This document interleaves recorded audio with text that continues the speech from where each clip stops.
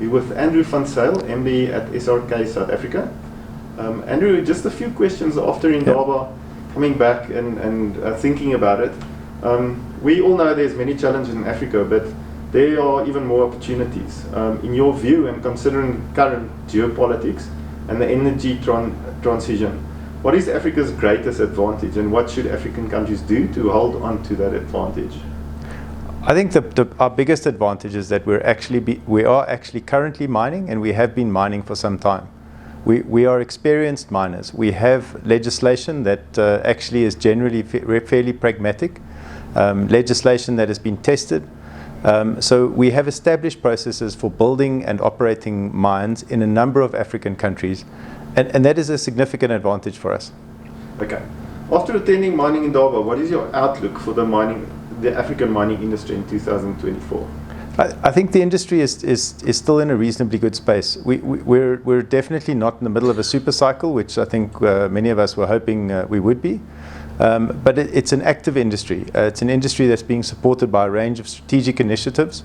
If we think of something like the EU Critical Material or Critical Minerals Act, that's looking to find new sources of materials, I think it puts African countries in a good position to tap into those markets and those strategic initiatives.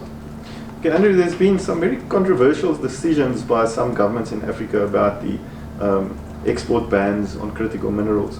What impact do you think these export bans and resource nationalism, for instance, will have on the development of new projects in Africa? I think resource nationalism is something that we've seen come and go to a lesser and greater extent in different jurisdictions at different times. I think it's something that we're reasonably familiar with. I think there are a number of countries that are looking to try and capture as much of the value chain as possible, and I think these efforts are understandable. I think for me the thing that's missing though is energy. I think what Africa is missing to make these things realistic options is just a lot more energy. We talk a lot about the energy transition, but what we don't talk about enough is where more energy is going to come from. And in Africa, that's really the answer to most of our problems, is more energy. Okay. A major theme at Indaba was disruption. What or who would you consider as being the greatest disruptors in the mining industry today, and why? And do you think there is enough disruption? I think a lot of what disrupts us in the mining industry is actually from external sources. We see, as far as mining timelines are quite long. So what we see is much quicker changes in demand, driven by consumer preferences, driven by national prerogatives. We see much faster changes in demand than what the mining industry can readily adapt to.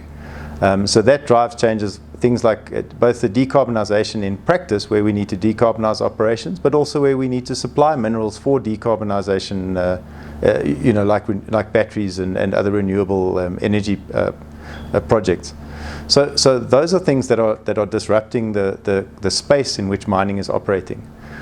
Further, we see a lot of positive disruption around ongoing improvements in how we support things like the UN Development Goals and how we become a responsible part of communities and society. So those are things where often industry driven, often driven by investors who are also stakeholders in the industry, trying to make sure that mining is a responsible and respected sector. Okay, and the last question today is: the energy transition will require an enormous amount of exploration and development of new projects in a short period of time. I'm thinking especially about in the copper space. In your view, how should the world go about producing a continuous supply of material and remain sustainable and comply with ESG requirements all at the same time? Yeah, no. It's. I mean, in some ways, it is. Some of what's being hoped for is probably more than we can achieve. And in reality, what that will mean is the world will find ways to adapt and create new technologies. We see things like sodium hydroxide batteries replacing lithium, which is creating new sources of battery materials. So what we'll see is we see lower copper intensity in electric vehicles, for example. So we'll see a lot of that change being driven by changes in technology to reflect the fact that mining can only do so much. On the understanding that mining will be responsible, we will continue to push our ESG and become more responsible. So that will limit how much mining we can do. that will limit sources, but through technology we'll see an adaptation that will allow many of these goals to be achieved, although sometimes maybe on a slightly longer timeline than what we're hoping for.